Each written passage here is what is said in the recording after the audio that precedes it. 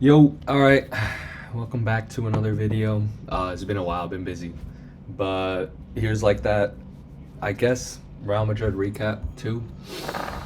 I'm not gonna be talking about much other than the game on the screen right here. But yeah. Uh it's been a difficult couple days trying to process the game.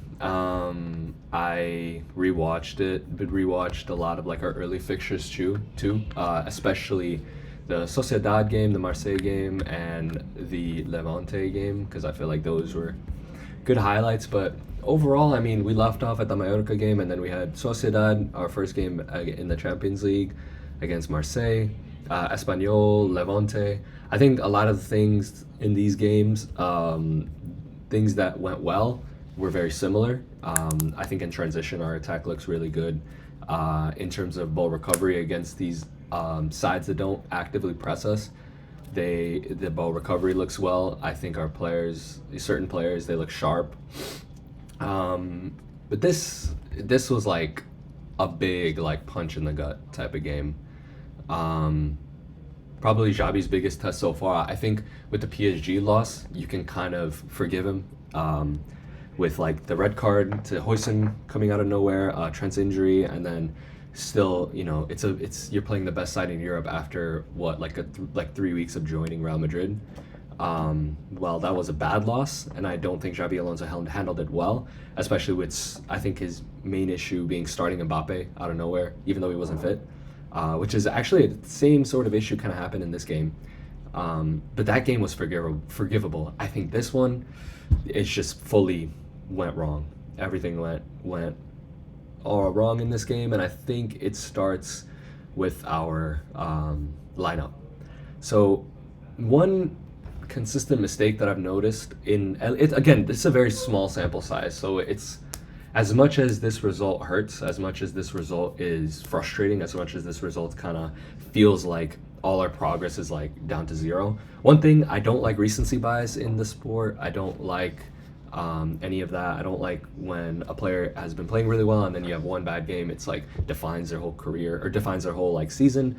I don't agree with that. But in games like these where like you haven't been playing opposition that like really should challenge you, and then this is like your first test and it's up against an Atleti side that has been underperforming where you can capitalize. It's like it's under the category of a big game, but it's a very winnable big game. You lose, but not only do you lose, you get dominated in every aspect. That's the frustrating part. That's the annoying part. So here's the issue. First thing I wanted to bring up with Alonso, the same issue that happened in the PSG game.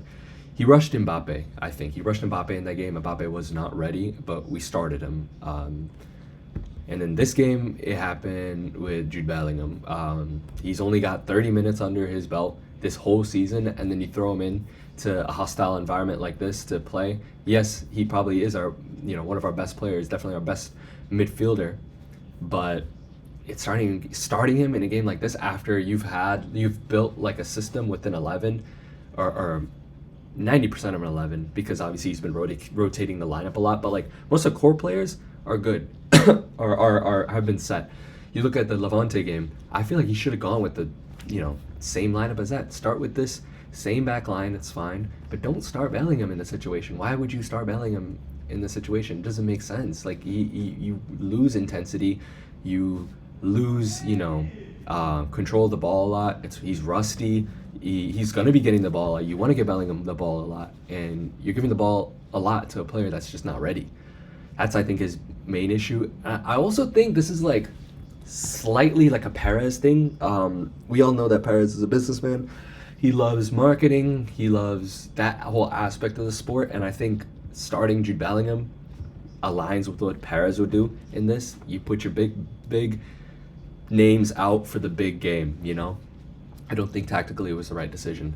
I think how we set up in this game was not awful, and I don't think that Xabi Alonso's like kind of vision and thought process for this game, if we shift to the lineup over here, I don't think it was bad. I think he kind of wanted something like this where Mbappe and Vinny were more free.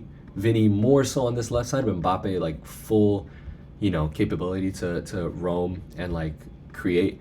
Bellingham you kind of wanted as like a progressor, and then Goulet you wanted as a progressor. These two are your free roaming tens in a sense, that can come up here, create in these areas, create, combine, and then the double pivot obviously with Tchouaméni, Valverde.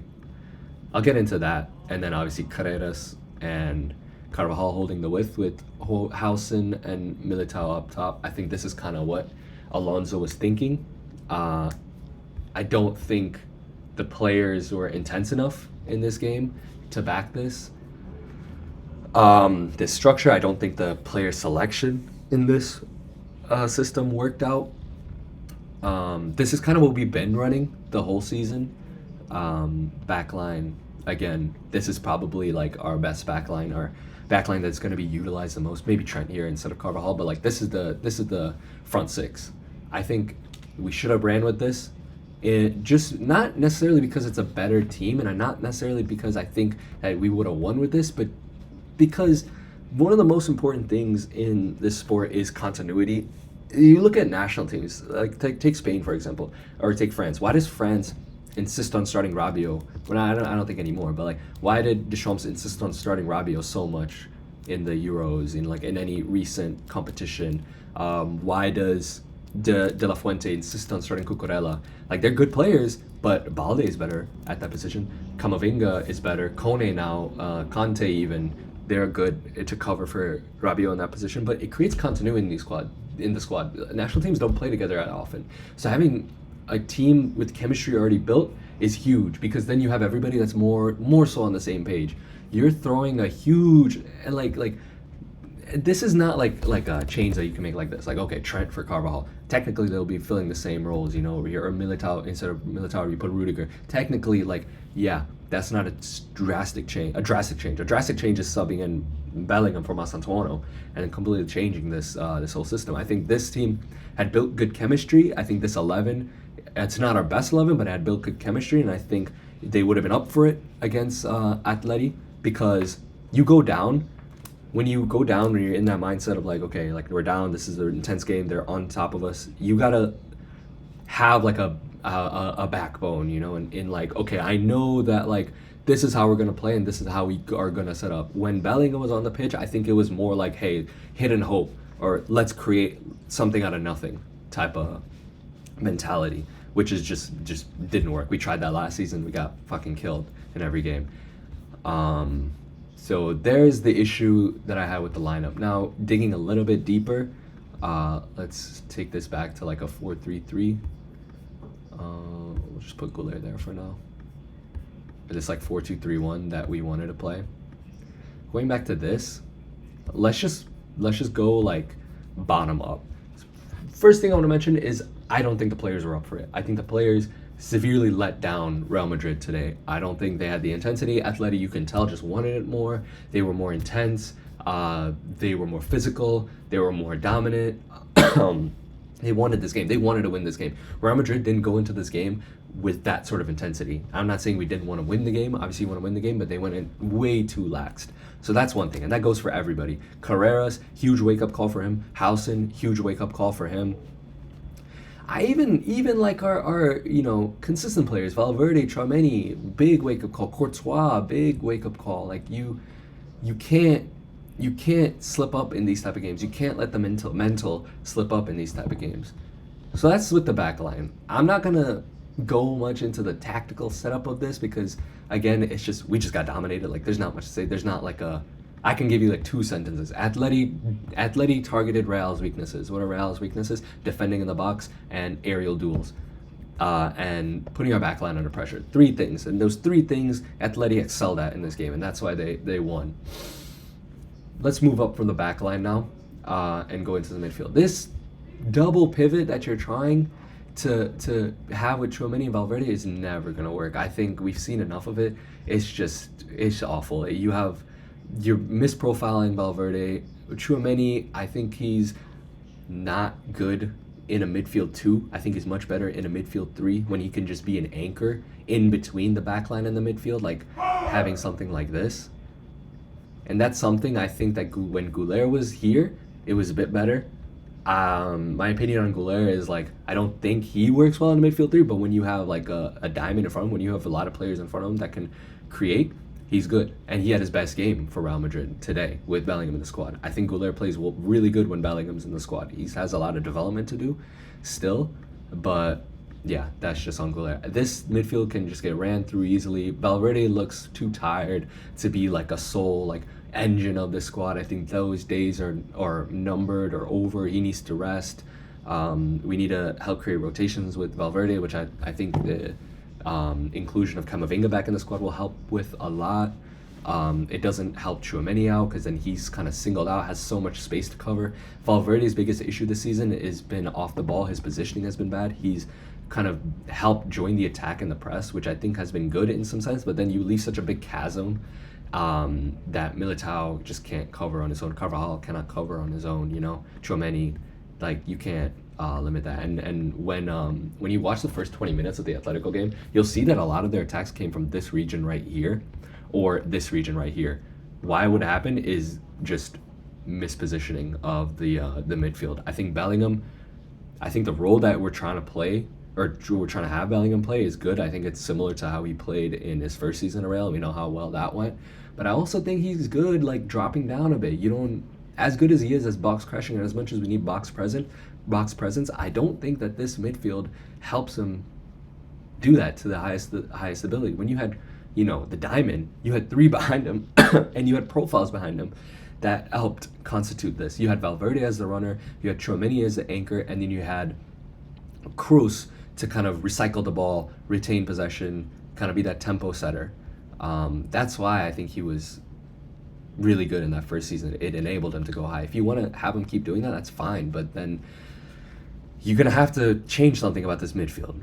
Now, moving up, I think that kind of we talked about Elling enough, talked about Goulet enough. Vinicius, I don't have much negative to say about Vinicius, and I'm not going to lie.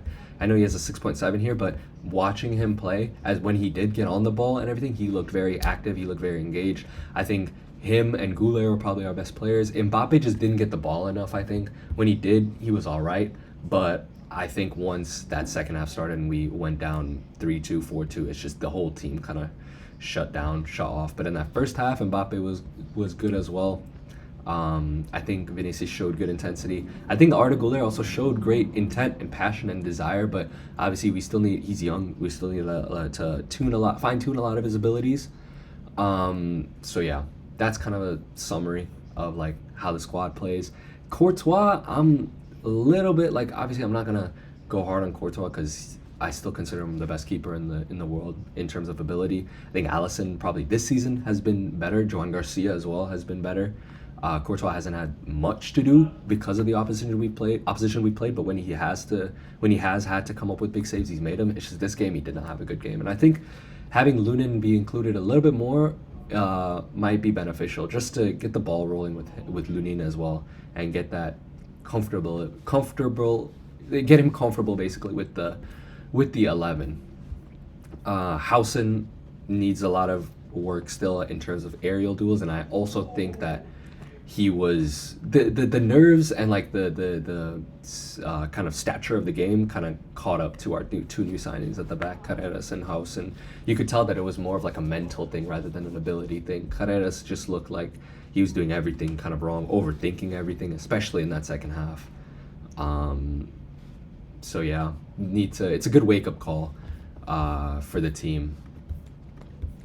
This is kind of what I would have went with. Again, we went over this. I think the inclusion of Masantuono, the intensity that he showed in this game when he got subbed on was great, and I think it's another reason why Bellingham should have been benched in this game, just because of like the intensity that we needed. It was just not there.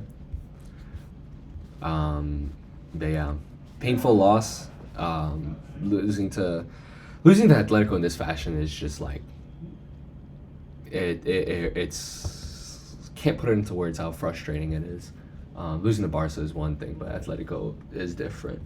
But yeah, first big test of the season. Xabi Alonso was not up for it. Only time will tell. Only time will improve this. I think the narrative of like the recency bias of like this kind of the other games, the 7 games that Real Madrid have gone unbeaten and then coming up to this game, I think that it diminishes it, and I'm not going to argue against this game diminishing the first 6 rounds of La Liga and the Champions League game.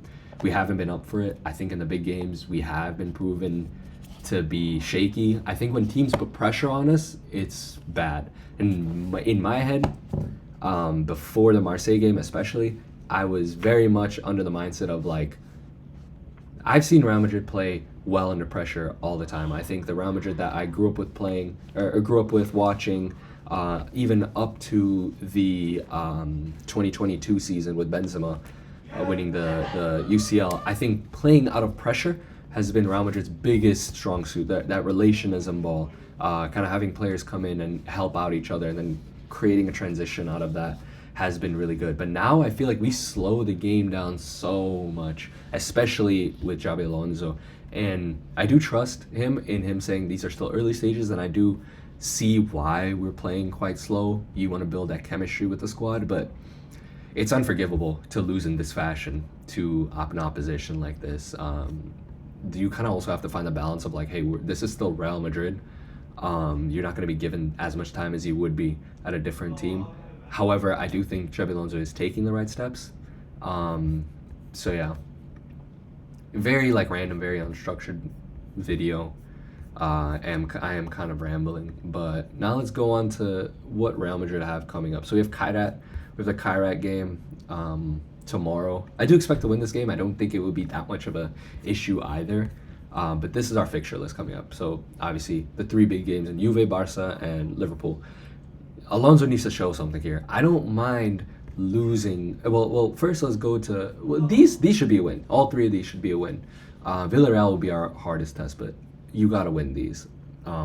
Juve needs to be a win as well. And now I want this to be a convincing win as well. In the sense of like, hey, Juve had moments, but Real were gonna win from minute 1 to minute 90. I need that type of performance here. I don't mind losing to Barcelona. I don't mind drawing to Barcelona. I'm not saying like you go into Barcelona and you have to dominate them, but you can't put up the performance like you did against Atleti. You can't put up a performance like we had last year against Barcelona. It's just, this is our benchmark essentially, in terms of like, okay, are we really about it? These 2 are our benchmark. Liverpool, Barcelona.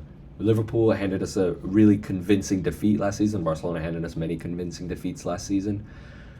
They're the two of the best teams in the world, and to be considered the best, you need to beat the best. I want at least 2 wins out of these 3 from Xabi Alonso, or I want good performances at least in all 3 of these games. I want intensity. I want to see change with this Kairat game, with this Villarreal game, with this Getafe game. I want to see big names, on the bench. I want to see like Valverde being rotated out. I want to see Camavinga starting. I want to see rotations in the squad. Not necessarily because I think certain players need to be benched, whether that be rest, whether that be they haven't been performing well. In the case of Valverde, I think it's both. I want to see difference. I don't want to see us I don't want to see basically the same sort of Real Madrid in every single big game, which is what we saw last season. There was never a big game where you could be like, hey, Real Madrid played really well here. Maybe the Copa del Rey game, and even the first half in the Copa del Rey, we got dominated. I want to see change. I want to see like us go into Juve, and it'd be a completely different side than what played Atletico Madrid, I want to see Real Madrid against Barca, and I don't want to see the same errors. I want to play Liverpool, and I don't want to see the same errors. Those are the type of changes I want to see. I want to see Xabi Alonso actively trying something to make the squad better, not trying something just to experiment. Last season, we didn't try at all. This season's been a lot of experimenting, but now I want to see what can make the squad better. And Simeone, in that Atleti game, he targeted 3 things. He targeted all 3 of Real Madrid's weaknesses, and he like hammered it home, and he got the result he wanted. I want you to look at Juventus. I want you to highlight the negatives of Juventus, or Xabi Alonso. I want Xabi Alonso to highlight the negatives of Juventus and attack those. I want to see Real Madrid against Barcelona. We know they play that really high line. We know we can exploit that high line. So do it in a manner that's efficient. Don't have the same sort of mistakes repeat again. We were really bad against crosses and set pieces, and on the flanks against Atletico Madrid. I don't want to see Yamal putting in a cross and Rafinha meeting at the back post to like score. I don't want to see that. But yeah, I'm expecting win. Anything can happen here. Win, anything can happen here. I'll be happy with that. Out of these two games, I want at least a win. I want to see positive, improvements on the squad. I want to see Masantuano play more. I want to see this as our main front line. I really like how this front line plays, and I really think that this is the front line that we should play. You can go to three at the back, I think, with Carvajal out. I think we will. I think it'll kind of shift to maybe something like this with Carreras back at that like left center mid spot, and maybe like a Camavinga can come in and play in this midfield, and we can have like a midfield, maybe something like this. Who knows? Maybe you play Bellingham, and you play like this. This is something that Xabi Alonso could try against Kairat. We are playing still low level opposition up until that Juve and then Barca Liverpool stretch. Maybe try some things. Try something like this. Maximize the players.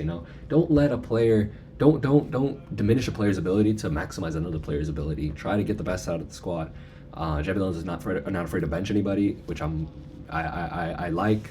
But yeah, try new things. I don't want to see results like this again. But yeah, still positive on Real Madrid. Still looking forward to the season. But yeah, if come December, like we have so many big games until December, and if it's same old, it's gonna be another really rough year. But yeah, really kind of like a no structure to this video. I just wanted to kind of get one out for this result, and obviously because we have a lot of big games coming up. But yeah, let me know what y'all think. Let me know what y'all think about Madrid. Feel free to hate in the comments. But yeah, all right, see y'all.